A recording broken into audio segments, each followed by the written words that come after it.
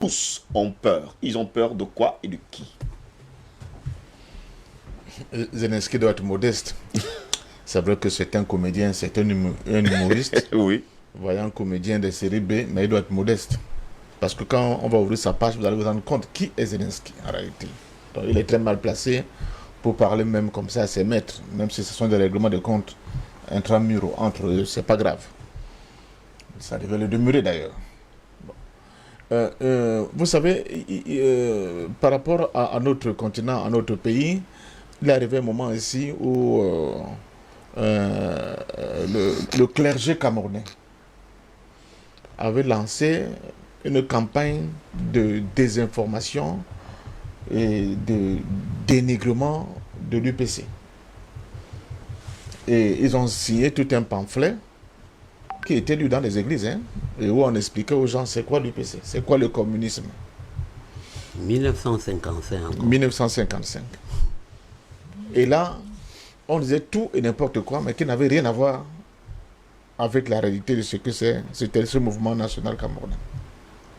Et la réplique de l'UPC, dont de Mouniabé et ses amis, était de dire aux gens, mais attendez, on vous dit que nous sommes ceci, que notre programme dit ceci, que notre programme dit cela, mais ces gens qui vous disent ça, eux, ils ont au moins eu l'avantage de le lire. Et on veut vous empêcher de lire pour que vous aussi, vous soyez capable de vous faire votre propre opinion. Donc, lisez, venez vers nous, écoutez-nous. Vous comprenez? L'histoire, là, j'ai écouté Vladimir Poutine à 2 reprises depuis le début de cette crise.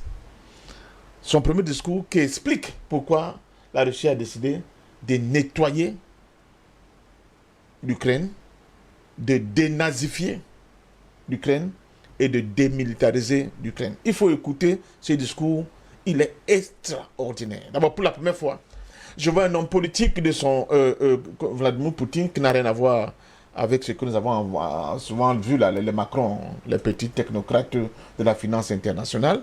Mais là, quelqu'un qui connaît la philosophie, qui connaît l'histoire, qui connaît la stratégie, la géostratégie, qui connaît les rapports humains sur le plan cosmogonique, sur le plan des relations des peuples. Mais vous ne voyez pas le temps passer quand vous écoutez Poutine. C'est une véritable leçon magistrale dans un amphithéâtre qui est le monde. Écoutez Poutine.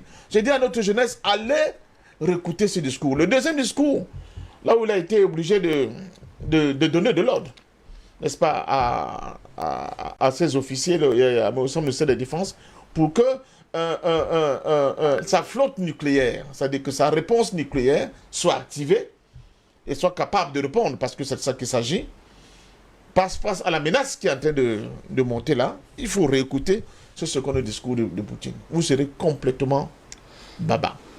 C'est ça un homme politique. Et on voit bien que ce Poutine dont on parle, il n'est pas tombé la dernière pluie. Alors, il y a cette photo qui circule, qui est devenue virale depuis un certain temps pour nous les Africains, où on montre Poutine dans les maquis, à l'est de l'Afrique. Pendant 4 ans. Oui. Où il a été avec les Enes Mnangagwa, l'actuel président zimbabwéen, mais aussi avec le grand Samora Machel. Pendant 4 ans, aux côtés des Africains, pour apprendre aux Africains des formes de résistance vis-à-vis de l'Afrique du Sud raciste, l'apartheid, attention, l'Afrique du Sud raciste de l'époque, qui ne voulait pas du tout que dans cet espace-là, qu'il y ait des États libres, indépendants et souverains.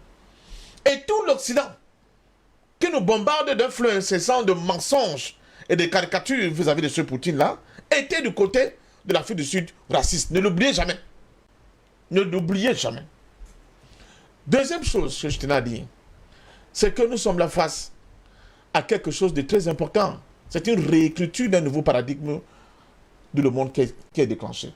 Après cette crise ukrainienne, le monde avant et le monde après ne sera plus la même chose. C'est un nouveau paradigme qui est en pleine écriture. La question qu'on peut valablement se poser, quel est l'apport de l'Afrique et des Africains dans cette nouvelle dynamique qui se met en place? Oui. Parce que si nous continuons à être autant dominés, c'est-à-dire que pour l'instant, la seule arme que nous pouvons avoir, c'est l'arme, n'est-ce pas, de cette réaction médiatique. Mais quand on voit sur la toile, quand on regarde ce qui se passe, mais nous sommes tellement dominés que c'est incroyable. Au point où nos enfants, et même ceux de notre âge, qui ne se donnent pas la peine de passer des nuits blanches pour aller questionner les fondements de cette guerre, ils font dans la facilité, dans la paresse, et boivent, n'est-ce pas, comme des faux-fonds, dans les chapelots, tout ce que tous ces brigands internationaux sont en train de concevoir comme soi-disant message, comme réalité, comme information, n'est-ce pas, au monde. On vous montre des choses, on vous dit des choses qui n'ont rien à voir. On traite de Poutine de quelqu'un qui est débloqué, qui n'a plus toute sa tête. On le traite même de Hitler.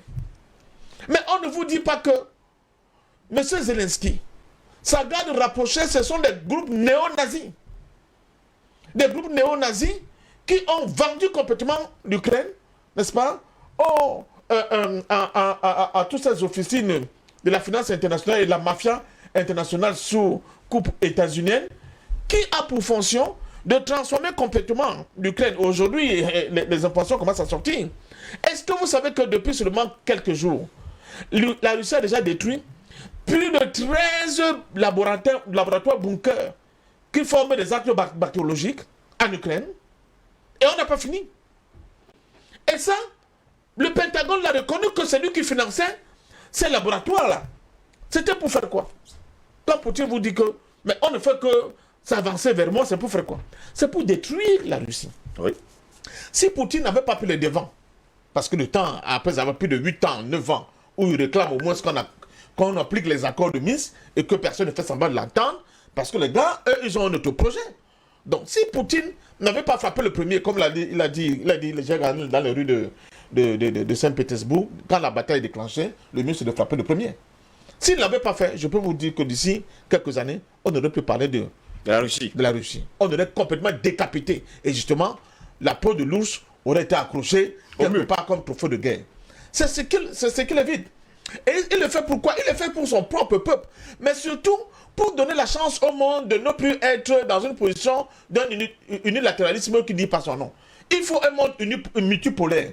Si le monde n'est pas multipolaire, je peux vous dire que c'est le règne de l'injustice, de la violence, c'est le règne de l'accaparement des richesses des autres, c'est le règne du ravalement au rang de la bête d'autres peuples du monde, comme ils l'ont toujours fait, parce que c'est dans leur ADN. Tout à l'heure, le docteur Chouankap, je ne sais pas ou bien c'est toi, qui nous parlait de ces gens-là, qui ont complètement créé un véritable génocide aux États-Unis. Aujourd'hui, quand les gens qui sont là, les Biden, ils vous disent, nous les Américains, demandez-leur d'où vous venez.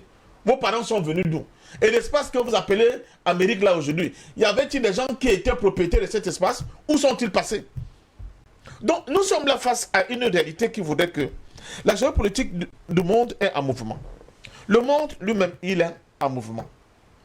On ne peut pas continuer à valider une espèce de domination outrancière d'une partie du monde. Il faut écouter Poutine, parce qu'il a tout dit.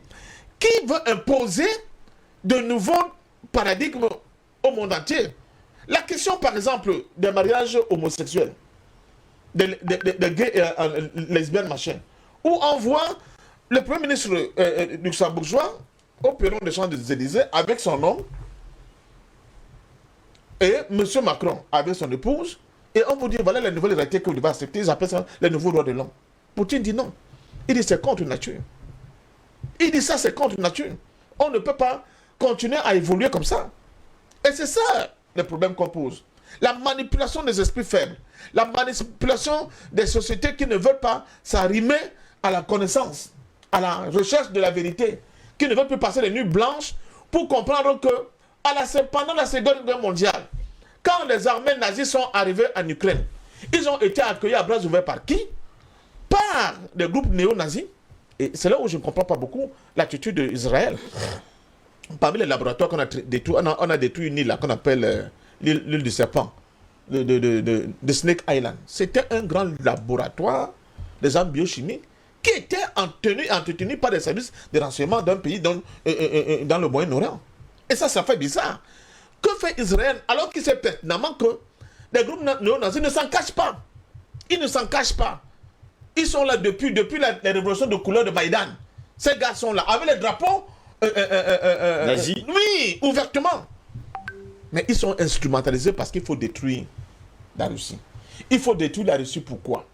Il faut détruire la Russie parce que après ce qu'ils appellent la chute du mur de Berlin, après les accords avec Gorbatchev, où ils avaient fait ils avaient fait la promesse à Gorbatchev que de toute façon, les anciens États de l'URSS ne vont, on vous rassure qu'ils ne vont pas, ils vont rentrer ni dans l'OTAN, ni dans l'Union européenne. Ils ont tout violé. Il faut relire l'interview de M. Roland Dumas, qui était ministre de Mitterrand. Il est clair là-dessus. Pire encore, et ça c'est très grave, c'est que Poutine a vu ce qui s'est passé en Libye. Vous savez qu'en Libye, on parle de violation. On a commencé par la Serbie. On a vu les forces de l'OTAN bombarder sans discrimination la Serbie pendant plus d'un mois. Plus de 2 mois d'ailleurs. Bombarder nuit et jour. Détruire en plein centre-ville, hein, Oui. sans réserve. Détruire toutes les infrastructures stratégiques de la Serbie. Décapiter la Serbie. Donner le Kosovo, qui est, j'allais dire, comme le Ngorli-Touban, pour ceux qui comprennent un peu au Cameroun, ça dit que le fondement, l'endroit même où le peuple serbe trouve ses racines cosmogoniques, donner ça à des brigands et à des mafiosi comme les Hashim Tashi, ce leader, n'est-ce pas, du Kosovo, dont il est clairement établi aujourd'hui que c'était